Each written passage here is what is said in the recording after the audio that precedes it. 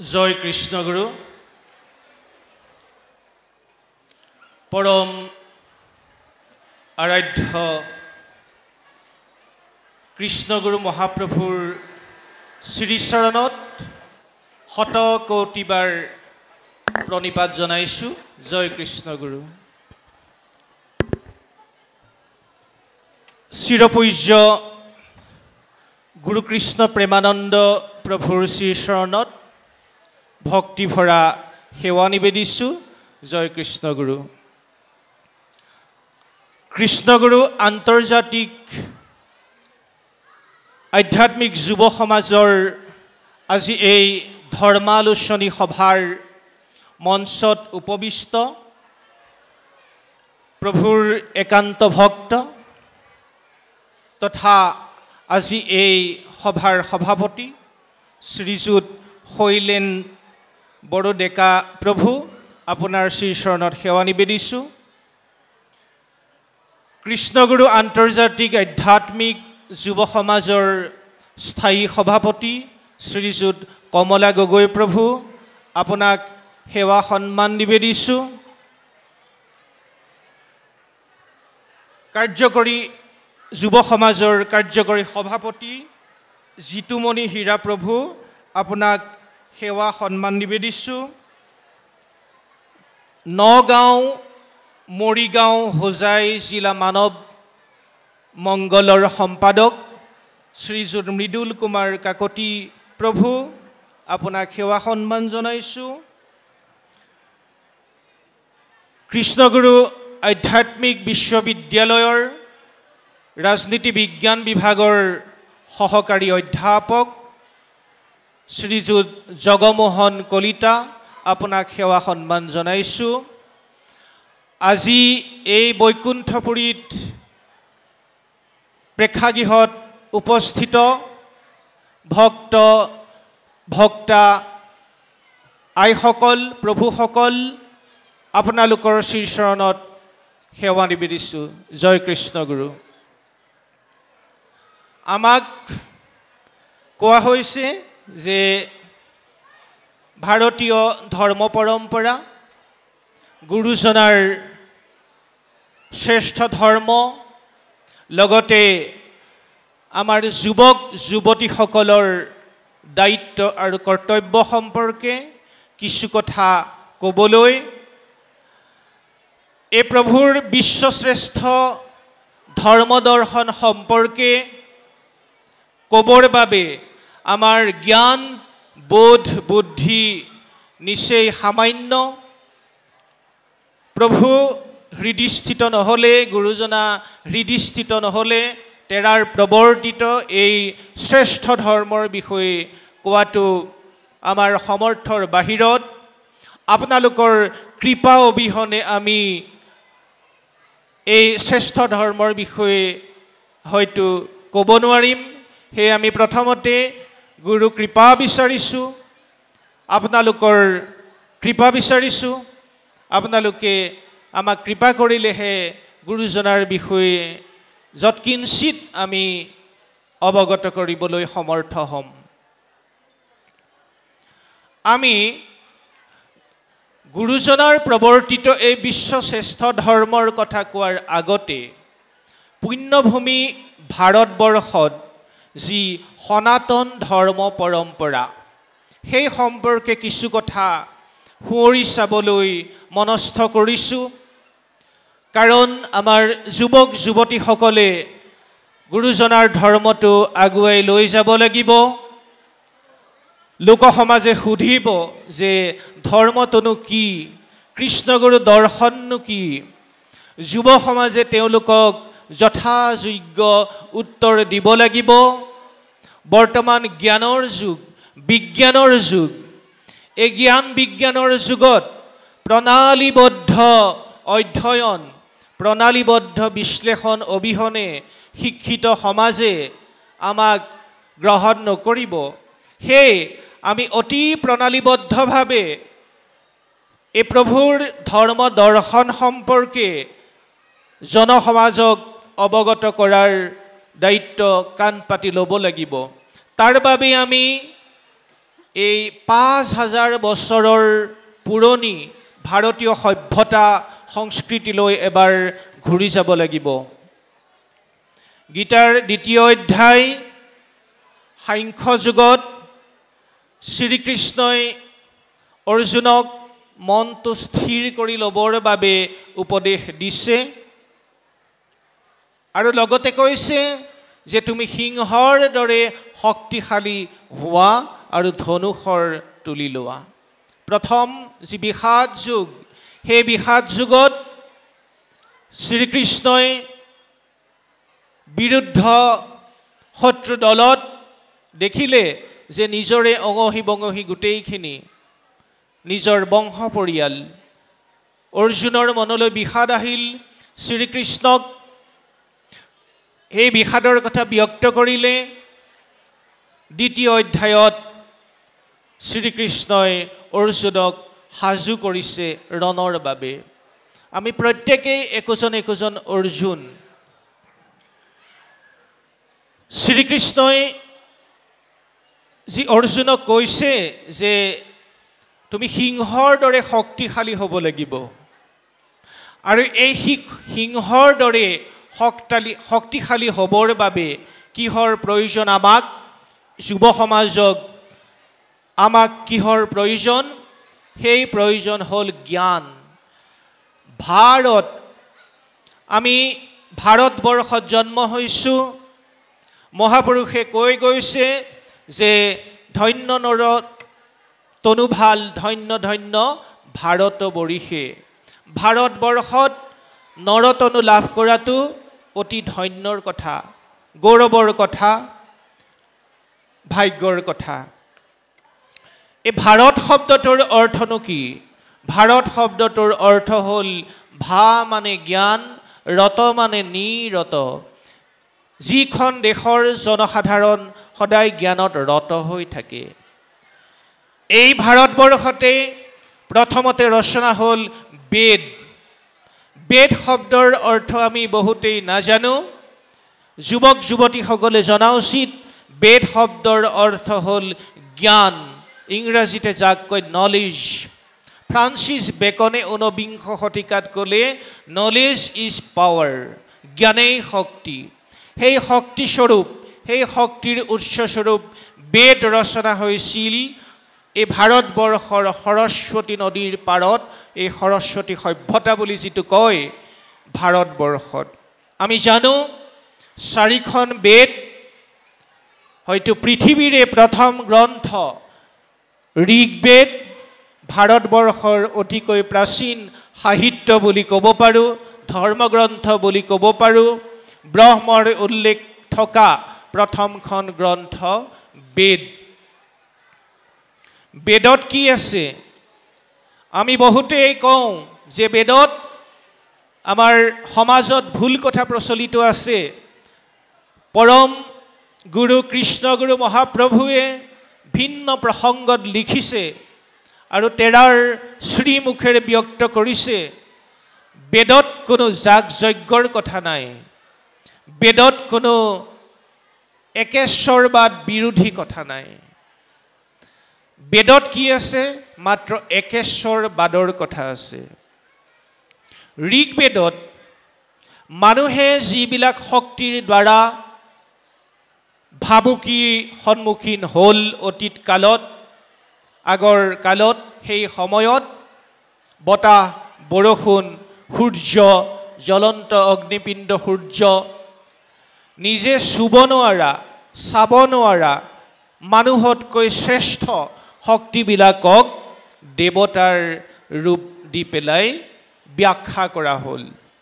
আচলতে বেদত আমি যদি বেদৰ যিটো চিম্বল, প্ৰতীকাৰ্থক আমি বিশ্লেষণ কৰোঁ, বেদত সেই পৰম পুৰুষৰ কথাই কৈছে, পৰম শক্তিৰ কথাই কৈছে। এই যে সূৰ্য দেৱতা, বৰুণ দেৱতা, বায়ু দেৱতা ইত্যাদি ইত্যাদি দেৱতা, এইবিলাক ব্যাখ্যা হৈছে দেৱতা হিচাপে। আচলতে প্ৰকৃতিৰ একোটা শক্তি হিচাপে বেদত চয়ন কৰা হৈছে। গতিকে আমি দেখিলোঁ বেদ মানে জ্ঞান। আমি এতিয়া আনক ক'ব পাৰিম যে কোনোবাই ক'ব পাৰে বেদত জাগৰ কথা আছে, বলিৰ কথা আছে, যজ্ঞৰ কথা আছে। গতিকে এতিয়া আমি মানুহক বুজাব পাৰিম, আমি ক'ব পাৰিম যে বেদ মানে জ্ঞান। ভাৰত শব্দটোৰ অৰ্থ জ্ঞান, জ্ঞানত ৰত। ভা মানে জ্ঞান, ৰত মানে নিৰত, অনবৰতে য'ত জ্ঞানৰ সাধনা হৈছিল। আৰু বেদত এই জ্ঞানৰ সাধনাখিনি প্ৰথমতে শ্ৰুতি হিচাপে গুৰুৰ মুখৰ পৰা শিষ্যই শুনি আওৰাইছিল, পিছত লিখিত ৰূপ পালে। গতিকে আমি দেখিলোঁ বেদত একেশ্বৰবাদৰ কথা আছে, পৰম শক্তিৰ কথা আছে।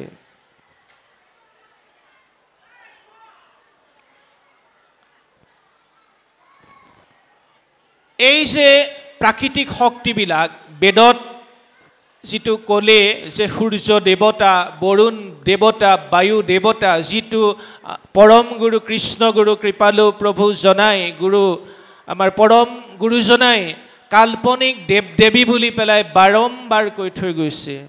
কাল্পনিক, কল্পনা কৰা হ'ল। প্ৰকৃতিৰ সত্যবিলাকক আপোনালোকে এটা কথা পাহৰিলে নচলিব, বৰ্তমান বিজ্ঞানৰ একেবাৰে তুৰীয় এক ট্ৰেন্সেণ্ডেণ্টেল ষ্টেজ। এতিয়া AI, আৰ্টিফিচিয়েল ইণ্টেলিজেঞ্চ, কৃত্ৰিম বুদ্ধিমত্তাৰ যুগ। যিকোনো প্ৰকাৰে ব্যাখ্যা কৰিলে মানুহে মানি নল'ব। গতিকে আমি একেবাৰে বেদৰ পৰা যিটো ভাৰতীয় ধৰ্ম পৰম্পৰাৰ বিকাশ হৈছে, সেই বিকাশটো প্ৰণালীবদ্ধভাৱে বিজ্ঞানসন্মতভাৱে দেখুৱাব লাগিব।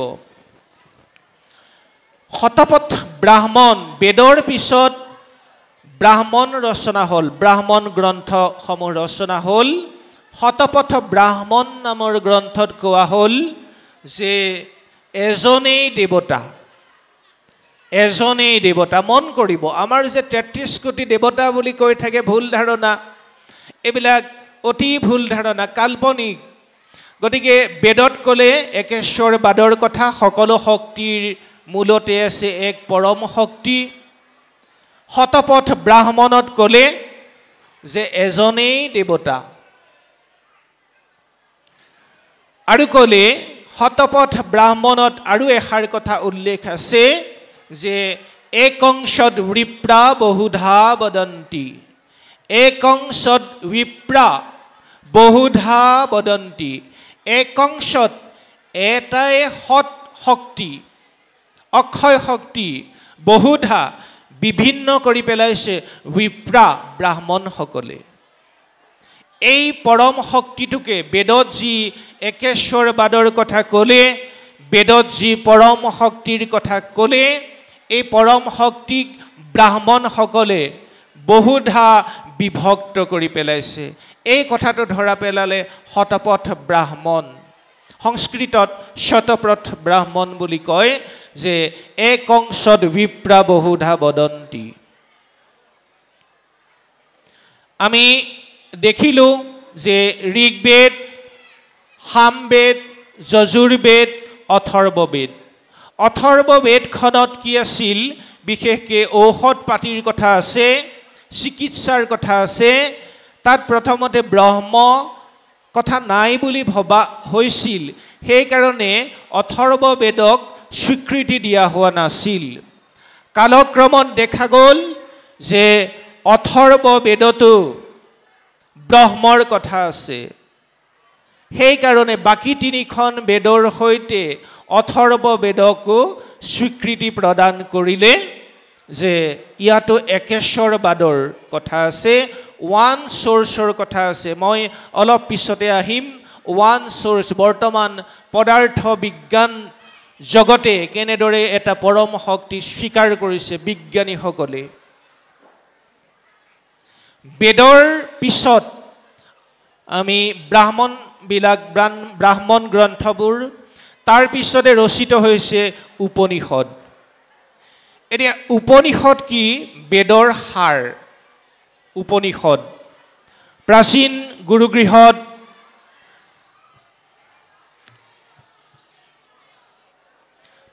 গুৰুগৃহত শিষ্যসকলে শিক্ষা লাভ কৰিছিল আৰু শিক্ষা সাং কৰি যেতিয়া স্বগৃহলৈ প্ৰত্যাৱৰ্তন কৰিবলৈ সাজু হৈছিল সেইসকল ছাত্ৰক বিদ্যাৰ্থীক তৰুণক আপোনালোক তৰুণ এই যুৱ সমাজৰ কাৰণে যি ধৰ্মলোচনী সভা হৈছে তৰুণ বুলিও আমি ক'ব পাৰোঁ যুৱসকল তৰুণ শব্দটোৰ অৰ্থ হ'ল নিজে তৰি আনকো তৰোৱা আপোনালোকে মনত ৰাখিব তৰুণ শব্দটোৰ অৰ্থ হ'ল আপোনালোকে নিজেও তৰিব লাগিব তৰা মানে পাৰ হোৱা বৈতৰণি পাৰ হোৱা সৎ কামৰ দ্বাৰা মানুহৰ জীৱনক যি মহিমামণ্ডিত কৰি তোলা গুৰু সেৱা গুৰু বাক্য পালন গুৰুৱে যি পথ নিৰ্দেশিত কৰিছে সেই পথৰে যোৱা এইখিনি কৰা আমি পিছত আহিম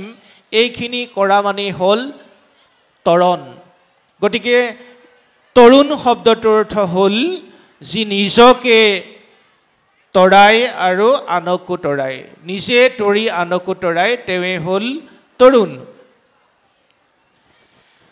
উপনিষদত কি কৈছে প্ৰজ্ঞানং ব্ৰহ্মঃ প্ৰজ্ঞানং ব্ৰহ্মঃ প্ৰজ্ঞা বুলি কৈছে যে প্ৰজ্ঞাই ব্ৰহ্ম তাৰ মানে জ্ঞানেই ব্ৰহ্ম প্ৰজ্ঞা শব্দটোৰ সংস্কৃতৰ যিটো সংজ্ঞা ডেফিনিশ্যন প্ৰকৃষ্ট জ্ঞানেন ইতি প্ৰজ্ঞা প্ৰকৃষ্ট বিশেষ জ্ঞান বিশেষ জ্ঞানেই হ'ল প্ৰজ্ঞান উপনিষদত কি কৈছে যে প্ৰজ্ঞানং ব্ৰহ্ম চাওক বেদত ব্ৰহ্মৰ কথা কৈছে একেশ্বৰবাদৰ কথা কৈছে উপনিষদত একেশ্বৰবাদৰ কথা কৈছে তাৰ পিছত আমি ভাগৱতলৈ আহোঁ আমি বিভিন্ন পুৰাণবিলাক কেনেদৰে ৰচিত হৈছিল সেইখিনি কথা আপোনাক সবে ভক্ত সমস্তই জানে ভক্ত সমস্ত ভক্তা আইসকলে জানে ভাগৱতত আমি বাৰম্বাৰ শ্ৰৱণ কৰিছোঁ কীৰ্তন কৰিছোঁ ব্যাসে কেনেদৰে বিভিন্ন পুৰাণবিলাক ৰচনা কৰি মনত শান্তি নাপায় নাৰদৰ উপদেশ মৰ্মে ভাগৱত মহাগ্ৰন্থ ৰচনা কৰিলে আমি সেই কাহিনী জানো মই সেই কাহিনী উল্লেখ নকৰোঁ এই সমস্ত পুৰাণৰ সাৰভাগ বৰ্ণিত হ'ল ভাগৱতত ভাগৱতে কি কৰিলে এই সংস্কৃত বেদত উপনিষদত সংস্কৃত গ্ৰন্থত যি একেশ্বৰবাদৰ কথা আছিল যি পৰম শক্তিৰ কথা আছিল সেই পৰম শক্তিক সাধাৰণ আমাৰ নিচিনা মোৰ নিচিনা সাধাৰণ মানুহেও চুব পৰা চাব পৰা কৰি দিলে চুব পৰা কৰি দিলে আৰু সেই চুই চাই চকুৰে চাই স্পৰ্শ কৰি আপোনালোকে আজি এই বৈকুণ্ঠত মহাবৈকুণ্ঠত যি চাই আছে যি স্পৰ্শ কৰি আছে গুৰুক স্পৰ্শ কৰি আছে মহানাম দৰ্শন কৰি আছে মহানাম জপ কৰি আছে এই ব্যৱস্থাটো ভাগৱতে আনি দিলে কাৰণ সংস্কৃত আমি বহুতেই নাজানো সেই সময়ৰ বহু লোকে সংস্কৃত নাজানিছিল ব্ৰহ্মৰ কথাখিনি সংস্কৃতত বেদত লিপিবদ্ধ হৈ আছিল উপনিষদত আছে ব্ৰাহ্মণ গ্ৰন্থত আছে কেৱল সংস্কৃত জনা পণ্ডিতসকলেহে সেই ব্ৰহ্মৰ উপাসনা কৰিব পাৰিছিল ব্ৰহ্মৰ আৰাধনা কৰিব পাৰিছিল কিন্তু আমাৰ নিচিনা সাধাৰণ সংস্কৃত নজনা লোকসকলে কি কৰিম আমাৰতো ঈশ্বৰ আৰাধনাৰ অধিকাৰ আছে মাধৱ পুৰুষে কোৱাৰ নিচিনা আমিও তোমাৰ অংশ গতিকে আমি য'ৰ পৰা আহিছোঁ সেই অংশৰ আৰাধনা তেওঁৰ নাম জপ কৰিবলৈ আমাৰতো অধিকাৰ আছে সেই অধিকাৰৰ প্ৰদান কৰিলে ভাগৱত মহাগ্ৰন্থই ভাগৱতত একোটা কাহিনী বৰ্ণিত হ'ল আখ্যান বৰ্ণিত হ'ল আখ্যানৰ শেষত তত্ত্ব কথাটো ক'লেগৈ আমি মূল ঘৰটোলৈ যাবলৈ 10খন দুৱাৰ পাৰ হ'ব লাগে কেতিয়াবা 20খন নহয়নে কেতিয়াবা 2-3খন গতিকে কাহিনীবিলাক হ'ল এই দুৱাৰ ভাগৱত মহাগ্ৰন্থই এই বেদ বেদান্ত উপনিষদৰ চাব নোৱাৰা চুব নোৱাৰা ব্ৰহ্মক আমাৰ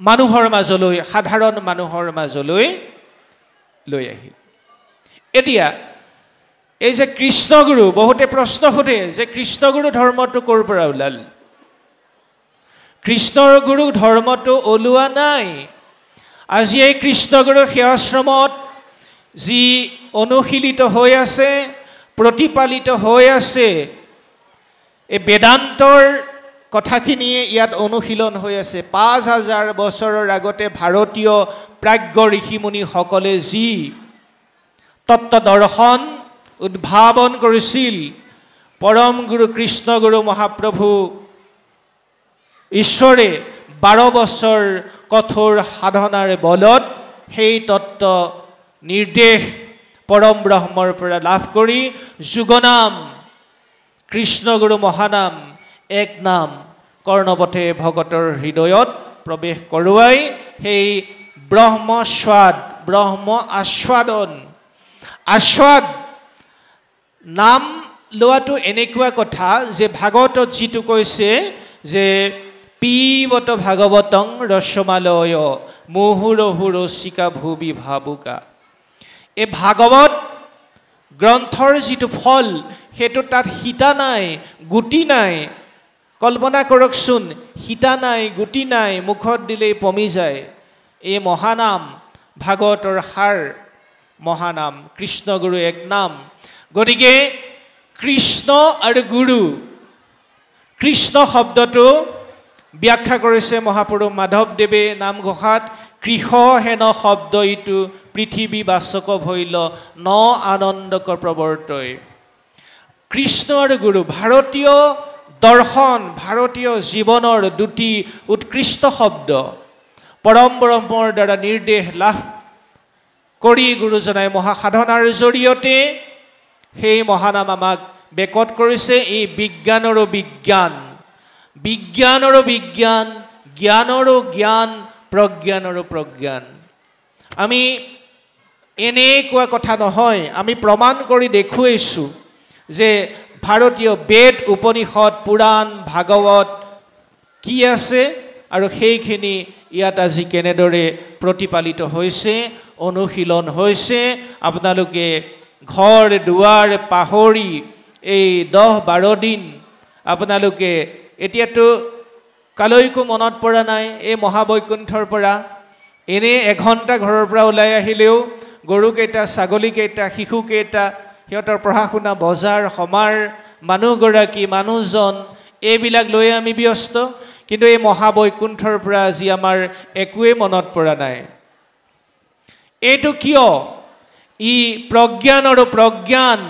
যিটো উপনিষদত ক'লে প্ৰজ্ঞানং ব্ৰহ্ম প্ৰকৃষ্ট জ্ঞানেন ইতি প্ৰজ্ঞান গতিকে উপনিষদে প্ৰমাণ কৰি থৈছে আমি ইতিমধ্যে যিখিনি ব্যাখ্যা কৰিলোঁ বেদে প্ৰমাণ কৰি থৈছে গতিকে আপোনালোকে এতিয়া মানুহক উত্তৰ দিব লাগিব যুৱক যুৱতীসকলে যে কৃষ্ণগুৰু ধৰ্মটো কোনো কাল্পনিক ধৰ্ম নহয় ই সনাতন ধৰ্ম পৰম গুৰু কৃষ্ণগুৰু মহাপ্ৰভুৰ শ্ৰীমুখ নিশ্চিত বাক্যত আমি নিজে শুনিছিলোঁ প্ৰভুৱে বহুবাৰ মই প্ৰচাৰ কৰা সনাতন ধৰ্ম বুলি আৰম্ভ কৰিছে এই সনাতন ধৰ্ম মানে কি সনাতন শব্দটোৰ অৰ্থটো কি যি অতীততো আছিল বৰ্তমানও আছে ভৱিষ্যতেও থাকিব কৃষ্ণগুৰু মহাধৰ্ম এনেকুৱা ধৰ্ম নহয় যে অতীতত নাছিল এতিয়া আছে ভৱিষ্যতে নাথাকিব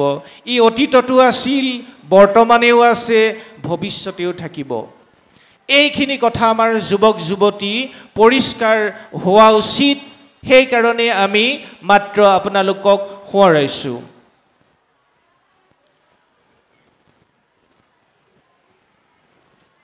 আৰ্য ঋষিসকলে আমাক কৈছে যে অমৃতস্য পুত্ৰ আৰ্য ঋষিসকলে বেদৰ স্ৰষ্টা উপনিষদৰ স্ৰষ্টা গুৰুসকলে প্ৰাচীন ভাৰতীয় আৰ্য ঋষিসকলে আমাক অমৃতৰ পুত্ৰ বুলি কৈছিল।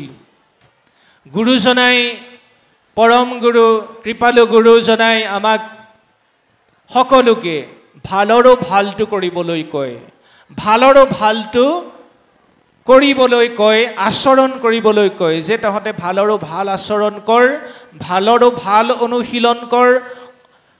অমৃত খালে কি হ'ব? অমৃত খালে মানুহ অমৰ হয়।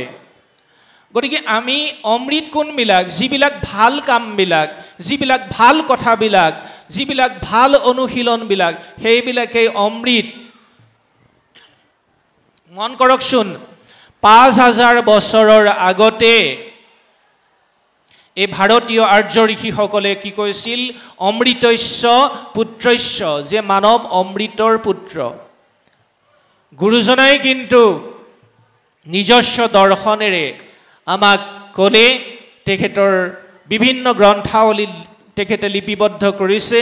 গীতা মন্থন, যুৱমংগল, মানৱ মংগল ইত্যাদি গ্ৰন্থসমূহত তেখেতে গুৰুজনাই লিপিবদ্ধ কৰিছে যে মানুহৰ জীৱনটো অতি মূল্যৱান, ইয়াক নষ্ট কৰা অযুগুত। সেইকাৰণে মহাবাণী দিছে, সুখ দুখ পৰিহৰি লক্ষ্যত উপনীত হোৱা। এই সভাখনৰ আৰম্ভণিতে আমাৰ বড়ো অধিকাৰ প্ৰভুৱে পাঠ কৰিলে যে হে ঈশ্বৰ, লক্ষ্য দান কৰোতাও তুমিয়েই, লক্ষ্যভ্ৰষ্ট কৰোতাও তুমিয়েই সকলো কৰোতা। গতিকে ঈশ্বৰক অৰ্পণ কৰি যদি অমৃতৰ পুত্ৰ আমি হ'ব খোজোঁ, তেতিয়াহ'লে গুৰু বাক্য আমি পালন কৰিবই লাগিব। গুৰু দৃষ্ট, গুৰুৱে দেখুওৱা পথেৰে আমি গমন কৰিবই লাগিব, নহ'লে আমি সেই অমৃত লাভৰ পৰা বঞ্চিত হ'ম। আমি দেখিলোঁ ইমান সময়ে যে বেদত যি কোৱা হ'ল একেশ্বৰবাদ, আৰু ব্ৰাহ্মণ গ্ৰন্থত যি ব্ৰাহ্মণসকলে সেই একেশ্বৰবাদকে বহুধা বদন্তি, এক অংশত বিপ্ৰা বহুধা বদন্তি, একেজনেই ঈশ্বৰ, একেটাই শক্তি। বিপ্ৰ মানে ব্ৰাহ্মণসকলে তাকে বহুত বিভাগ কৰি পেলালে। এই কথাখিনি আমি জানিব লাগিব। আপোনালোকে এতিয়া গণমাধ্যমবিলাকত খুব উত্তৰ ভাৰতৰ প্ৰয়াগ বুলি পেলাই ঠাই টুকুৰা, ইয়াৰ পৰাও মানুহ গৈছে, কিন্তু যাব লাগে নে নেলাগে? আমাৰ গুৰুজনাৰ ভক্ত যোৱা নাই, কিন্তু যিসকল অজ্ঞান, যিসকলে অমৃতৰ স্বাদ পোৱা নাই, তেওঁলোক গৈছে। এইখিনিতে মহাপুৰুষ শংকৰদেৱৰ এটি কাহিনী মনত পৰিছে, আপোনালোকক অৱগত কৰিবলৈ মন গৈছে। কথাগুৰু চৰিতত উল্লেখ আছে, শংকৰদেৱে দুবাৰকৈ তীৰ্থ ভ্ৰমণ কৰিছিল, আপোনালোকে জানে। দ্বিতীয়বাৰ তীৰ্থ ভ্ৰমণ কৰি আহি বৰ্তমানে যি মধুপুৰ সত্ৰৰ যিটি গৃহ, সেই গৃহতে পশ্চিম ফালে গছজোপা, তাতে আউজি পূব মুৱা হৈ শংকৰদেৱ গুৰুজনা বহি আছিল, ভকতসকলৰ সৈতে বাৰ্তালাপ কৰি আছিল।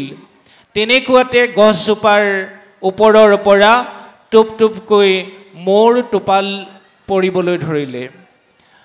সেই গছজোপাত মৌৰ বাঁহ আছিল।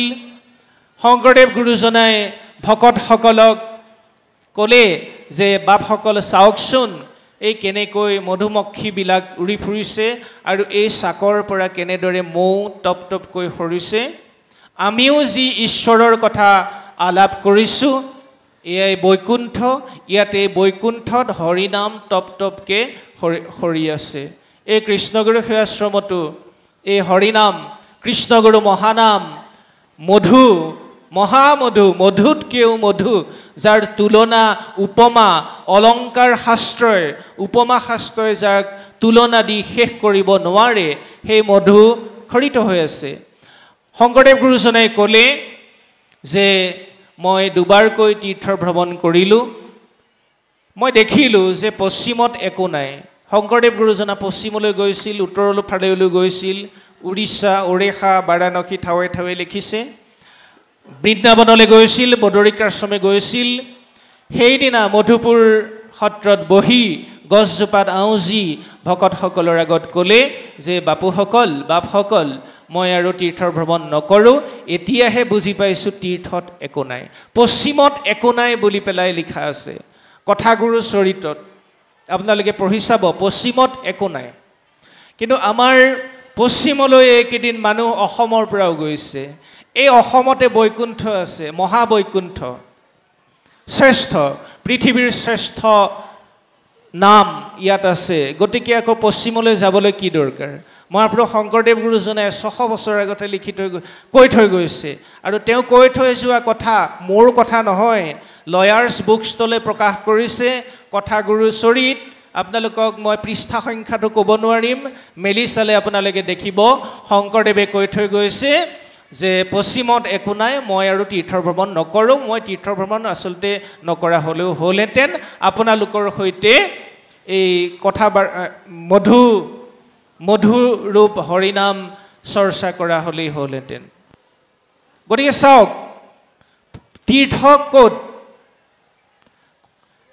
ক'ত কোৱা হয় পিতৃ মাতৃ তীৰ্থ সেই কথাটো আশ্ৰমত কৃষ্ণগুৰু সেৱা আশ্ৰমত কেনেদৰে অনুশীলিত হৈছে আদিগুৰু সেৱা দিৱস হিচাপে বৰ্তমানে দেখা গৈছে যুৱক যুৱতীসকল সমাজৰ অধিকাংশই পথভ্ৰষ্ট কিন্তু আমি তেওঁলোকক জগৰীয়া কৰিলে নহ'ব জগৰীয়া আমি অভিভাৱকসকল প্ৰথমতে পিতৃ মাতৃসকল গুৰুমুখী কৰাৰ ব্যৱস্থাটো কৃষ্ণগুৰু মহাপ্ৰভু ঈশ্বৰে দিছে আদিগুৰু সেৱা দিৱস উদযাপন হয় তাত কি পৰিৱেশ সেই পৰিৱেশত কোনেও চকু পানী নটকাকৈ থাকিব নোৱাৰে এই কোমলমতীয়া শিশুসকলক যদি সেই পৰিৱেশ দিয়া হয় তেওঁলোক কেতিয়াও পিতৃ মাতৃৰ অবাধ্য হ'ব নোৱাৰে তীৰ্থস্থান ক'ত পিতৃ মাতৃ সংস্কৃত সাহিত্যই কৈছে তীৰ্থস্থান ক'ত আজি এয়া তীৰ্থস্থান আমি কষ্ট কৰি যাব নালাগে ঘৰতে তীৰ্থস্থান এই মহাবৈকুণ্ঠ কৃষ্ণগুৰু সেৱাশ্ৰম এই তীৰ্থস্থান শ্ৰেষ্ঠ স্থান মই এটা কথা নকলে উল্লেখ নকৰিলে নহ'ব যেহেতু কৃষ্ণগুৰু মহাপ্ৰভু গুৰুজনাই বিজ্ঞানীসকলৰ সৈতে কথা পাতি খুব ভাল পাইছিল আমি বৰ্তমান কৃষ্ণগুৰু আধ্যাত্মিক বিশ্ববিদ্যালয়ৰ অসমীয়া বিভাগৰ অধ্যাপক ৰূপে সেৱা আগবঢ়াইছোঁ 6.5 বছৰ হৈছে অধ্যাপক ৰূপে তাৰো আগতে আমি স্নাতকোত্তৰ পৰীক্ষা দি উঠি আহিছিলোঁ আশ্ৰমলৈ প্ৰভুৱে নিৰ্দেশ দিছিল যে বিদ্যাজ্যোতিৰ ল'ৰাবিলাকক ল'ৰা ছোৱালীহঁতক অলপ অসমীয়াখিনি চাই দিয়ে তেতিয়া গুৰুজনাৰ অমৃত বচন অমৃত সুধা পান কৰাৰ সৌভাগ্য হৈছিল প্ৰায় প্ৰতিদিনেই গুৰুজনাৰ ওচৰলৈ বিজ্ঞানীসকল আহে তেখেতে খুব ভাল পায় বিজ্ঞানীসকলৰ লগত কথা পাতি কিয় ভাল পায় কৃষ্ণগুৰু ধৰ্মটো বিজ্ঞানৰো বিজ্ঞান মানে কি প্ৰণালীবদ্ধ জ্ঞান আপোনালোকে জানি ভাল পাব ইতিমধ্যে জানিছে আপোনালোকে আমাৰ কৃষ্ণগুৰু আধ্যাত্মিক বিশ্ববিদ্যালয়ত আমি গৱেষণা আৰম্ভ কৰিছোঁ ইতিমধ্যে 6-7খন গৱেষণা গ্ৰন্থ জমা হৈছে এই মাৰ্চ এপ্ৰিলৰ ভিতৰত কৃষ্ণগুৰু বিশ্ববিদ্যালয়ৰ পৰা গৱেষণা কৰি ডক্টৰেট 6-7জন 8জন 10জন ওলাব গৱেষক এই যে গৱেষণা হৈছে কেনেকৈ হৈছে প্ৰণালীবদ্ধ পদ্ধতিৰে হৈছে গৱেষণা এনেকুৱা এটা পদ্ধতি আমাৰ শিক্ষা বিভাগৰ অধ্যাপক শিপাংকৰ দাস অলপতে ডক্টৰেট পাইছে বহি আছে শিপাংকৰ থিয় হৈ দিয়াচোন এয়া ডক্টৰ শিপাংকৰ দাস সৰু ল'ৰা তেওঁ কুমাৰ ভাস্কৰ বৰ্মা পুৰাতন আৰু সংস্কৃত বিশ্ববিদ্যালয় নলবাৰী এই তাৰ পৰা PhD উপাধি লাভ কৰিছে তেওঁৰ বিভাগ শিক্ষা বিভাগত কিছুমান অধ্যয়ন কৰা হয় ফিল্ড ষ্টাডি কৰা হয় ক্ষেত্ৰ অধ্যয়ন সেই ক্ষেত্ৰ অধ্যয়নে মিছা কথা নকয় সঁচা কথা কৰি ৰিজাল্টটো ফলাফলটো উলিয়াই দিয়ে হয়নে ডক্টৰ শিপাংকৰ দাস গৱেষণাই মিছা কথা নকয় এই প্ৰভুৰ মহানাম গৱেষণাৰো গৱেষণা বিজ্ঞান গৱেষণাৰো গৱেষণা আপোনালোকে সাধাৰণভাৱে জানি থক বা সকলোৱে জানে কিছু কম বেছি পৰিমাণে পদাৰ্থ বিজ্ঞানৰ দুটা শাখা আমি এসময়ত বিজ্ঞানৰ ছাত্ৰ আছিলোঁ বিজ্ঞান ভাল পাওঁ পদাৰ্থ বিজ্ঞানৰ দুটা শাখা এটা হ'ল কোৱান্টাম পদাৰ্থ বিজ্ঞান ইটো হ'ল যিটো মানে পৰম্পৰাগত পদাৰ্থ বিজ্ঞান কোৱান্টাম পদাৰ্থ বিজ্ঞানীসকলে এই যে লেজাৰ টেকন'লজি চকু অপাৰেশ্যন কৰোঁতে প্ৰয়োগ হয় বিভিন্ন প্ৰিণ্টিং টেকন'লজিত প্ৰয়োগ হয় ভাৰতবৰ্ষৰ এজন বিজ্ঞানী ডক্টৰ মণি ভৌমিক তেওঁৱেই এইটো আৱিষ্কাৰ কৰিছিল বৰ দুখীয়া পৰিয়ালৰ আছিল আমেৰিকাৰ যিটো বেল এয়াৰত 7টা মাৰ্বলৰ ঘৰ বিয়া বাৰু পতা নাই এতিয়াও বৃদ্ধ আছে তেওঁ এসময়ত কোটি কোটি ডলাৰ পাইছিল যেটো লেজাৰ টেকন'লজি আৱিষ্কাৰ কৰিছিল নিজক পাহৰি গৈছিল কিন্তু এসময়ত তেওঁ ভাৰতীয় আধ্যাত্মিকতাক সুঁৱৰিলে আধ্যাত্মিকতা আচৰণ কৰিলে এখন কিতাপ লিখিলে বিজ্ঞানত ঈশ্বৰৰ সংকেত আপোনালোকক বিনয়েৰে জনাব খোজো সেই গ্ৰন্থভাগী ইংৰাজীৰ পৰা আমি অসমীয়া অনুবাদ কৰিছো তাত এজন কোৱান্টাম পদাৰ্থ বিজ্ঞানীয়ে যে এটা পৰম শক্তি আছে আমাৰ গুৰুজনাই যিটো বাৰে বাৰে দৃঢ় প্ৰত্যয়েৰে পৰম বিশ্বাসেৰে আমাক বিশ্বাস দি থৈ গৈছে সেই পৰম শক্তিক স্বীকাৰ কৰিছে পদাৰ্থ বিজ্ঞানীয়ে গতিকে আমাক যদি কোনোবাই কয় তোমালোকৰ কৃষ্ণগুৰু কোন আমি উত্তৰ দিব পাৰিম নে নোৱাৰিম ভয় কৰিবলৈ মানা কৰিছে নিৰ্ভীক হ'বলৈ কৈছে গুৰুজনাই নিৰ্ভীক আৰু গুৰুজনাই কৈছিল যে তহতে জ্ঞানো লাগিব মোৰ ধৰ্মটো প্ৰচাৰৰ কাৰণে তহতে জ্ঞানো লাগিব জ্ঞানটো এনেকুৱা এতিয়া পুহ মাঘমহীয়া ঠাণ্ডাত লেপ কম্বললৈ জাৰ গুছে কিন্তু আমি যদি ৰাতি এই খুদা এইখনত শুই ওপৰত উমাল কম্বল লেপ এখন লৈ হ'ব জানো আমাৰ জ্ঞানটো আছে যে তলতো কাপোৰ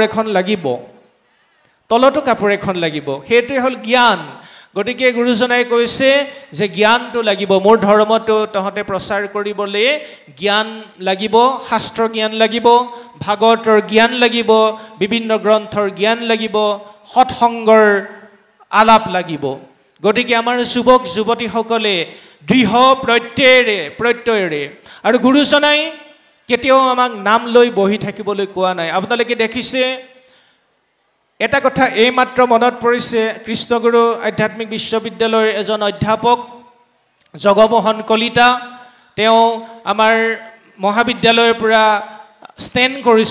স্থান লাভ কৰিছিল মই জগমোহন কলিতাক থিয় হ'বলৈ অনুৰোধ কৰিছোঁ তেওঁ বৰ্তমানে আমাৰ বিশ্ববিদ্যালয়তে ৰাজনীতি বিজ্ঞান বিভাগৰ অধ্যাপক হিচাপে যোগদান কৰিছে গতিকে তেওঁ ষ্টেণ্ড কৰিছিল জগমোহন কলিতা ঘৰ তেওঁৰ ডিব্ৰুগড়ত মই এই কাৰণে ক'ব খুজিছোঁ যে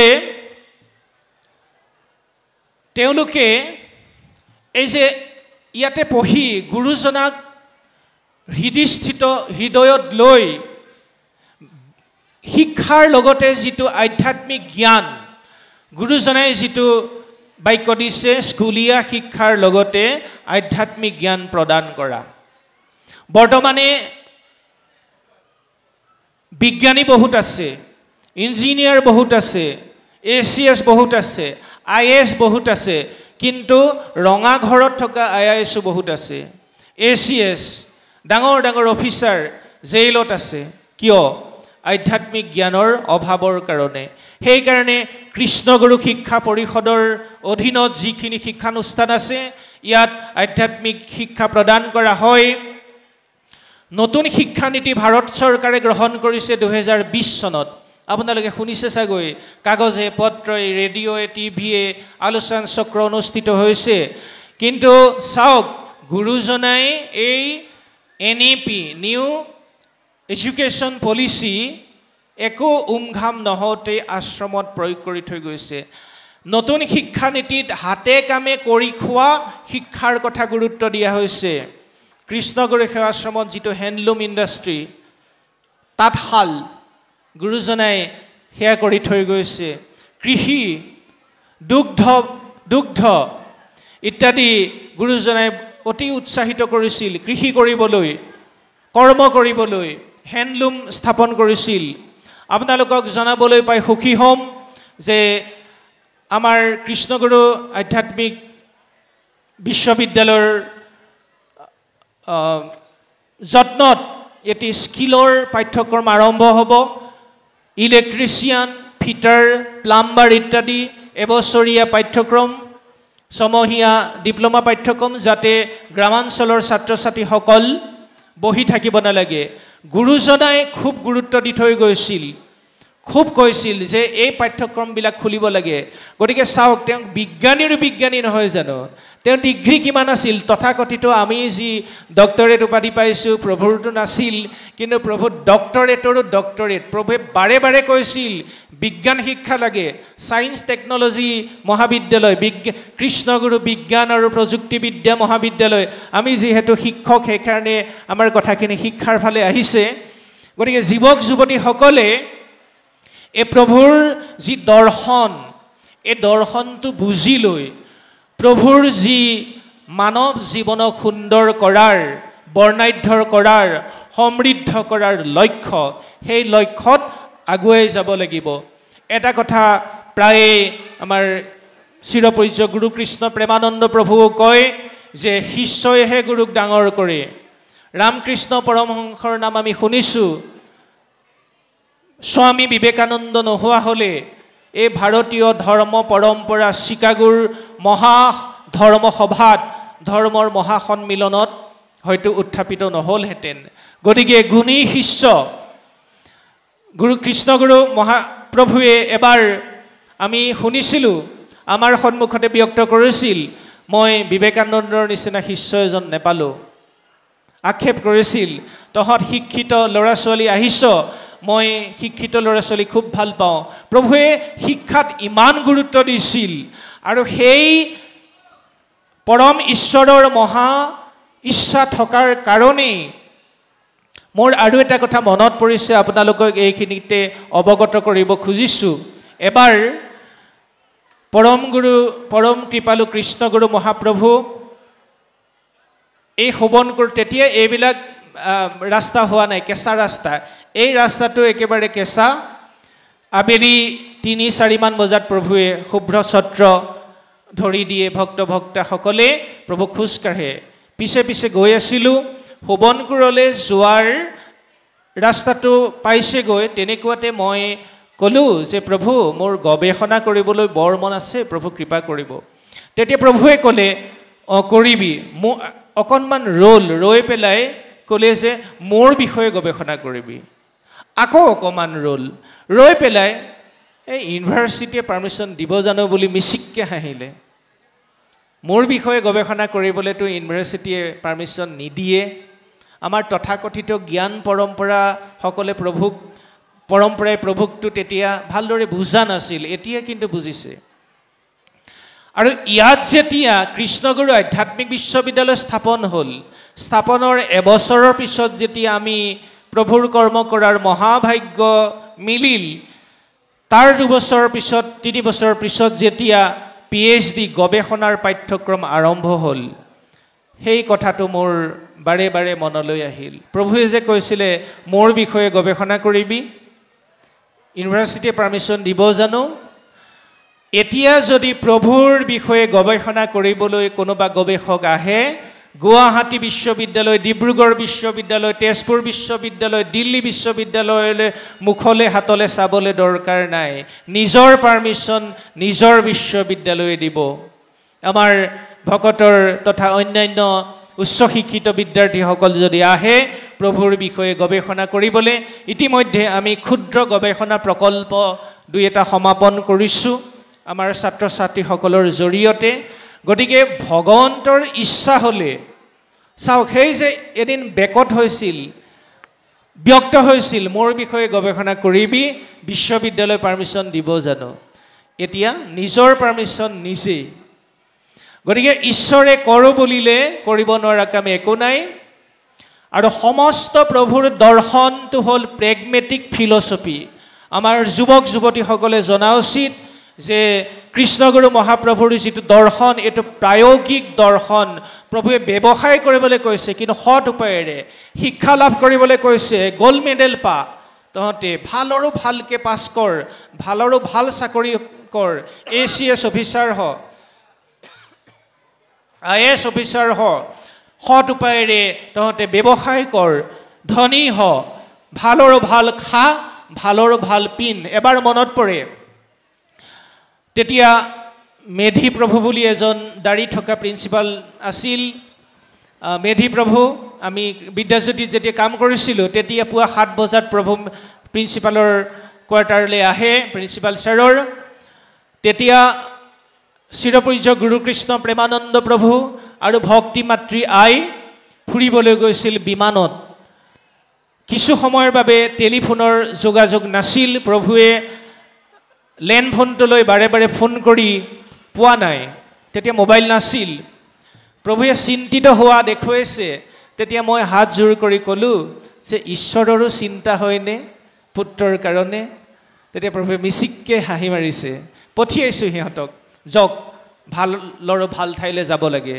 এই বুজিছ বাবাহঁত, মানুহে মানুহৰ জীৱনলৈ ভালৰো ভাল খাব লাগে, ভালৰ ভাল ঠাইলৈ যাব লাগে, ফুৰিব লাগে, ভালৰো ভালটো কৰিব লাগে, সতৰো সজ্জন হ'ব লাগে, সজ্জনৰো সজ্জন হ'ব লাগে। প্ৰভুৰ কথাবিলাক চাওকচোন। আৰু সেইটো প্ৰেগমেটিক ফিলচফি নহয়নে? ইয়াত কিবা কল্পনা আছে নেকি? ইয়াত কল্পনা নাই, ই প্ৰেগমেটিক, প্ৰায়োগিক, অতি প্ৰায়োগিক। গতিকে আৰু এটা মোৰ অনুৰোধ আমাৰ কৃষ্ণগুৰু আধ্যাত্মিক যুৱ সমাজৰ যুৱকসকললৈ অনুৰোধ, আমাৰ যুৱ সমাজে গুৰুজনাৰ শ্ৰীহস্ত লিখিত মুখনিশ্চিত গ্ৰন্থসমূহ বেয়া নাপাব। যুৱক যুৱতীসকলে, তৰুণসকলে কমকৈ পঢ়ে, সেই কথা আমি জানো। আপোনালোকে পঢ়িব। অধ্যয়নৰ অবিহনে গুৰুজনাৰ ধৰ্মটো আমি বাহিৰলৈ নিব নোৱাৰিম। আমি চিৰপূজ্য গুৰুকৃষ্ণ প্ৰেমানন্দ প্ৰভুৰ সৈতে যেতিয়া কেতিয়াবা খোজ কাঢ়োঁ, তেতিয়া এবাৰ প্ৰভুৱে কৈছিলে, মই বিবেকানন্দ মগায়নী পঢ়ি আছোঁ, বুজিছেনে গোবিন্দ? এই মানে জ্ঞানৰ জৰিয়তে নগ'লে শিক্ষিত সমাজে ধৰ্ম প্ৰচাৰ কাৰণেও জ্ঞান লাগিব, প্ৰভুৱে কৈছে।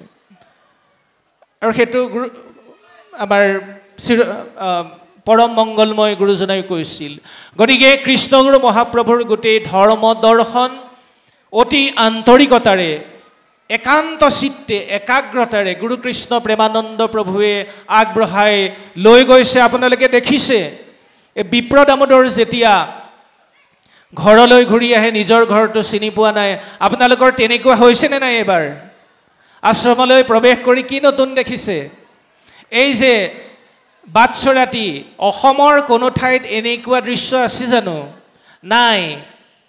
গতিকে প্ৰেমানন্দ প্ৰভুৱে কি কৰা নাই? এই শিবিৰ আমি ইয়াত যেতিয়া যোগদান কৰিছোঁ, তাৰ পিছলৈকে ভগা ঘৰ এটা, ইয়াতে নৰা খেৰ, কিন্তু সেইটো এটা আমেজ এটা আছিল খেৰৰ ওপৰত থকা। এতিয়া সেইটো নাই, কিন্তু ইমান সুন্দৰকৈ, কোনো ধূলি মাকতি নাই, সুন্দৰকৈ আপোনালোক আছে। ধুমুহাত ৰভা ভাগিও পৰিছিল কোনো কোনো সময়ত পাল নামত। এতিয়া তেনেকুৱা সম্ভাৱনা নাই। ইমান সুন্দৰ ঘৰ সাজি দিছে, আশ্ৰমখন ইমান সুন্দৰকৈ বিউটিফিকেশ্যন কৰিছে, সৌন্দৰ্যমণ্ডিত কৰি তুলিছে। আন্তৰিকতাৰে তেখেতে গুৰুজনাৰ ধৰ্মটো আগবঢ়াই নিছে। এতিয়া সেই চিৰপূজ্য গুৰুকৃষ্ণ প্ৰেমানন্দ প্ৰভুক আমি সহায় কৰিব লাগিব, আৰু সহায় প্ৰথমতে নিজক কৰিব লাগিব। মাধৱদেৱে নামঘোষাত কৈছে, আপুনি আপোন শত্ৰু, আপুনি আপোন বন্ধু,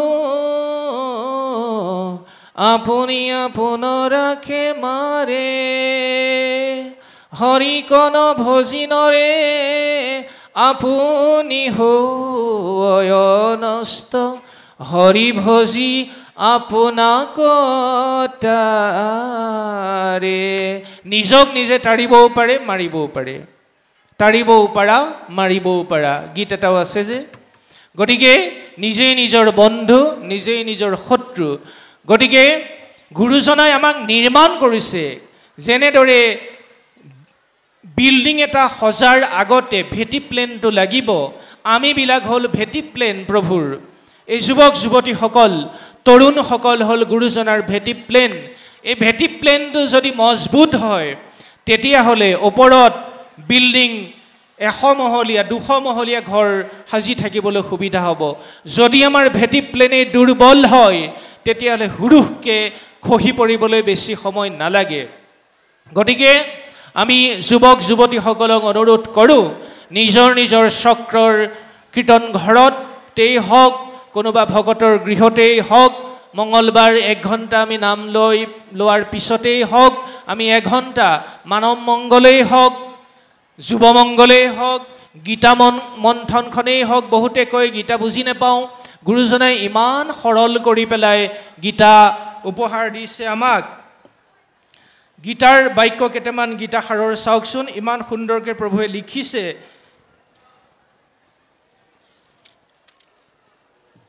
প্ৰভুৱে গীতা মন্থনত লিখিছে চাওকচোন যে সকলো নদ নদী বিভিন্ন ধাৰাৰে বৈ আহি সাগৰত পৰে কৃষ্ণগুৰু সেৱাশ্ৰমলৈও বিশ্বৰ বিভিন্ন প্ৰান্তৰ পৰা মানৱৰ সোধ বব লাগিছে গীতা মন্থনতে গুৰুজনাই লিখিছে সাগৰে নোখোজে পানী তথাপিতো পায় নদীৰ জলক সিটো আশা নকৰয় সাগৰত বিলীন হোৱাৰ পিছত নদ নদীসমূহে নিজৰ বৈশিষ্ট্য হেৰুৱাই পেলায় নদীৰ পানী নহলেও সাগৰৰ বিশালতা আৰু গভীৰতা তিল মানুহ হানি বিঘিনি নহয় বুজিবলৈ কিবা জটিল আছে জানো গীতা বুজিবলৈ গুৰুজনাই গীতা মন্থনত লিখিছে মই ইয়ালৈ অহাৰ আগত এই বাক্য গীতা টোকা কৰি আনিছো নদ নদীবোৰ সাগৰৰ গৰ্ভত বিলীন হোৱাৰ নিচিনাকৈ জীৱাত্মাবোৰেও সনাতন নিত্য শাশ্বত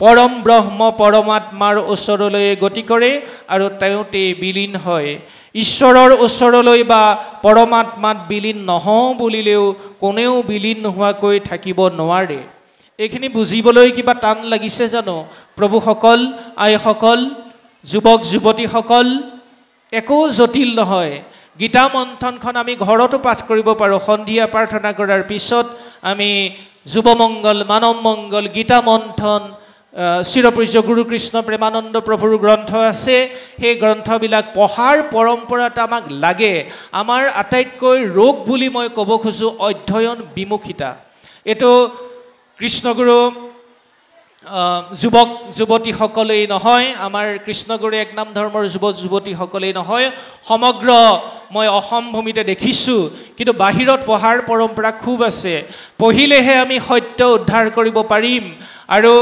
সত্যনাথ বৰাই সাৰথী নামৰ গ্ৰন্থত কি কৈছে যে পহনৰ পৰা দূৰৈৰ মানিক হাততে পোৱা যায় আমি পঢ়িব লাগিব গুৰুজনাৰ গ্ৰন্থসমূহ গতিকে আমি যুৱক যুৱতীসকলক আমি ক'ব খোজো যে গুৰুজনাৰ গ্ৰন্থসমূহ পঢ়ক গুৰু কৃষ্ণ প্ৰেমানন্দ প্ৰভুৰ গ্ৰন্থসমূহ পঢ়ক আমি আপোনালোকক জনাবলৈ পাম সুখী হ'ম যে গুৰু কৃষ্ণ প্ৰেমানন্দ প্ৰভুৱে ৰামায়ণখন গদ্যত লিখি আছে খুব সৰল সহজকৈ গতিকে সেইখনো মুকলি হ'ব আপোনালোকৰ কাৰণে নিৰ্মালী হৈ আহিব সেই ভাগ গ্ৰন্থ গতিকে মই বেছিখিনি সময় ললো চাগৈ মই পুনৰ অনুৰোধ আমাৰ ভক্তসকল ভক্তা আইসকল যে আমাৰ যি কৃষ্ণগুৰু শিক্ষা পৰিষদৰ অন্তৰ্গত শিক্ষানুষ্ঠানসমূহ কৃষ্ণগুৰু বিদ্যাজ্যোতি ইংৰাজী মাধ্যম কৃষ্ণগুৰু বিদ্যাজ্যোতি অসমীয়া মাধ্যম কৃষ্ণগুৰু মহাবিদ্যালয় কলা মহাবিদ্যালয় আমাৰ ইয়াৰ পৰা বহু ভাল ৰিজাল্ট হৈছে মই দেখুৱালো জগমোহন কলিতা ষ্টেণ্ড কৰিছে আজি কৃষ্ণগুৰু বিশ্ববিদ্যালয়ৰ ৰাজনীতি বিজ্ঞান বিভাগৰ অধ্যাপক সন্মুখত দেখিছোঁ দেৱাশীষ আমাৰ মৰমৰ ছাত্ৰ ইয়াৰ পৰা খুব ভাল ৰিজাল্ট কৰি গৈছে অসমীয়া বিভাগৰ ধেমাজিৰ দেৱাশীষ সন্মুখত বহি আছে খুব আমাৰ প্ৰিয় ছাত্ৰ তেওঁ ভাল কৰিব বুলি আমাৰ আশা গুৰু কৃপা লাগিব গতিকে আপোনালোকৰ ছাত্ৰ ছাত্ৰীসকলক আপোনালোকৰ তৰুণ তৰুণীসকলক এই কৃষ্ণগুৰু আধ্যাত্মিক বিশ্ববিদ্যালয় মহাবিদ্যালয় বিজ্ঞান আৰু প্ৰযুক্তিবিদ্যা মহাবিদ্যালয়লৈ পঠাওক আমাৰ ইয়াত আপোনালোকে নাভাবিব বহুসকল ভকতৰ মুখৰ পৰা শুনিছোঁ এখন প্ৰাইভেট ইউনিভাৰ্চিটি নহয় জানো এতিয়া গোটেই প্ৰাইভেটাইজেশ্যনৰ যুগ আপোনালোকে জানেনে অক্সফৰ্ড জগমোহন অক্সফৰ্ড বিশ্ববিদ্যালয় প্ৰাইভেট বিশ্ববিদ্যালয় ব্যক্তিগত খণ্ডৰ কিন্তু এতিয়ালৈকে 100ৰো ওপৰত নোবেল বঁটা পাইছে সেইখন বিশ্ববিদ্যালয়ৰ পৰা আমাৰ এখন ষ্টেট প্ৰাইভেট বুলি কয় কেবা প্ৰকাৰৰ বিশ্ববিদ্যালয় আছে কেন্দ্ৰীয় বিশ্ববিদ্যালয় ৰাজ্যিক বিশ্ববিদ্যালয় ৰাজ্যিক ব্যক্তিগত খণ্ডৰ বিশ্ববিদ্যালয় আমাৰ বিশ্ববিদ্যালয়খন সম্পূৰ্ণ বিধানসভাত এখন বিল পাছ হৈছে, চৰকাৰে অনুমোদন জনাইছে। কেন্দ্ৰীয় চৰকাৰৰ বিশ্ববিদ্যালয় অনুদান আয়োগৰ পৰা আমি 2F বুলি যিটো অনুমোদন, সেই অনুমোদনটো পালে ইয়াৰ পৰা পাছ কৰা দেৱাশীষে গৈ পেলাই Oxford, Cambridge, Israel, Japan, England যিকোনো শিক্ষানুষ্ঠানত চাকৰি পাব পৰাকৈ সক্ষম। আপোনালোকে সেই ভাৱ নানিব এইখন প্ৰাইভেট বিশ্ববিদ্যালয় নহয়। আপোনালোকে ইয়াৰ পৰাও আপোনালোকৰ সন্তানে ইয়াৰ পৰাও ডিগ্ৰী লৈ গৱেষণা কৰি ডক্টৰেট কৰি গুৱাহাটী, তেজপুৰ, ডিব্ৰুগড়, ভাৰতবৰ্ষৰ যিকোনো ঠাই, পৃথিৱীৰ যিকোনো ঠাইত চাকৰি পাব পাৰে। গতিকে আমাৰ গৱেষণা হৈছে, অসমৰ বিভিন্ন প্ৰান্তৰ জ্যেষ্ঠ অধ্যাপকসকল ইয়ালৈ আহিছে। তেওঁলোকে যেতিয়া ক্লাছ কৰেহি, আমি যেতিয়া পাঠদান কৰোঁ, আনন্দে হিয়া নধৰে। তেওঁলোকে উজ্জ্বল মুখবিলাক আমি যি দেখোঁ, এই গুৰুজনাই এই পৰিৱেশটোকে বিচাৰিছিল। প্ৰেমানন্দ প্ৰভুৱে এই পৰিৱেশটোকে বিচাৰে, জ্ঞানৰ পৰিৱেশ, কৰ্মৰ পৰিৱেশ। গতিকে আমি কৰ্মশীল হওঁ, আমাক গুৰুজনাৰ ধৰ্মটোক আমি মহিমামণ্ডিত কৰোঁ, আমি আগুৱাই নিওঁ বিশ্বৰ পৰিপ্ৰেক্ষালৈ। আমি তাৰ বাবে ভগৱন্তৰ কৃপা বিচাৰোঁ, গুৰুজনাৰ পৰম গুৰু কৃষ্ণগুৰু মহাপ্ৰভুৰ কৃপা বিচাৰোঁ।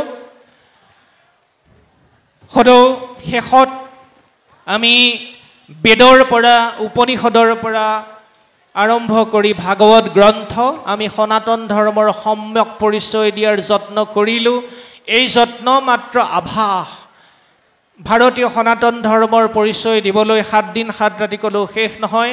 আমি কি শিকিলোঁ যে বেদ মানে জ্ঞান, বেদত একেশ্বৰবাদৰ কথা আছে, উপনিষদত একেশ্বৰবাদৰ কথা আছে। আৰু প্ৰাচীন এই 5000 বছৰীয়া ঋষিমুনি মানে 5000 বছৰৰো আগতে ভাৰতীয় প্ৰাজ্ঞসকলে, ঋষিমুনিসকলে মনন নিদিধ্যাসনৰ জৰিয়তে যি পৰম শক্তি ধৰা পেলাইছিল, সেয়া আজি কোৱাণ্টাম পদাৰ্থ বিজ্ঞানে ধৰা পেলাইছে। কোনো আনুষ্ঠানিক শিক্ষাৰে শিক্ষিত নহৈও, কোনো জ্ঞান বিজ্ঞানৰ তথাকথিত পাঠ্যক্ৰমৰ লগত সংযুক্ত নহৈও, পৰম গুৰু কৃষ্ণগুৰু মহাপ্ৰভুৱে কঠোৰ ধ্যানৰ জৰিয়তে, সাধনাৰ জৰিয়তে পৰম সত্য উদ্ধাৰ কৰি আমাৰ মানৱক তৰণৰ কাৰণে মহানাম প্ৰদান কৰিলে। আমি মহাভাগ্যৱান। সেই ভাগ্যৰে সৌভাগ্যশালী হোৱাৰ অনুশীলন, অভ্যাসন আমি কৰিবই লাগিব। আমাৰ বিজ্ঞানে কয় যে আমাৰ ভাল জিনবিলাকো আমাৰ গাত আছে, বেয়া জিনবিলাকো আছে। আমি ইচ্ছা কৰি বেয়া জিনবিলাকৰ ছুইচ অফ কৰিব পাৰোঁ আৰু ভাল জিনবিলাকৰ ছুইচ অন কৰিব পাৰোঁ। গতিকে আমি ভাল অনুশীলনেৰে, প্ৰভুৰ গুৰু বাক্য পালনেৰে, গুৰু কৃষ্ণ প্ৰেমানন্দ প্ৰভু তেখেতক সেৱা ভক্তি, তেখেতৰ বাক্য পালনেৰে গুৰুজনাৰ ধৰ্মটো আগবঢ়াই নিয়াৰ যি আন্তৰিক প্ৰয়াস, সেই প্ৰয়াসত আমি পক্ষী উৰে যেন পখা অনুসাৰে। গতিকে আমি নিজৰ ধৰণেৰে আমি নিজকে ভালদৰে পঢ়া শুনা কৰাটো আমাৰ ধৰ্মটো আগুৱাই নিয়া। কাৰণ মানুহে কৈছে যে ভাল ৰিজাল্ট হয় কৃষ্ণগুৰু বিশ্ববিদ্যালয়ত, মহাবিদ্যালয়ত, বিজ্ঞানৰ প্ৰযুক্তিবিদ্যা মহাবিদ্যালয়ত।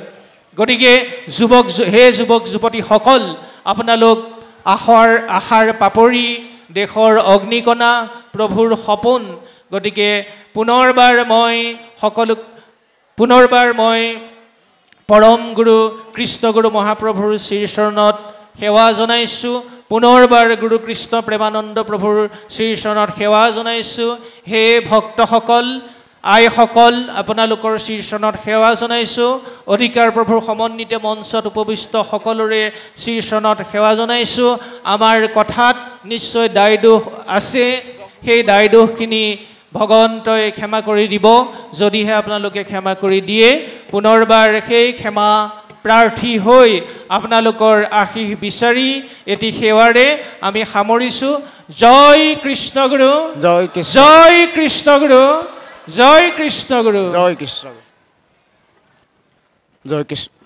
জয় কৃষ্ণগুৰু।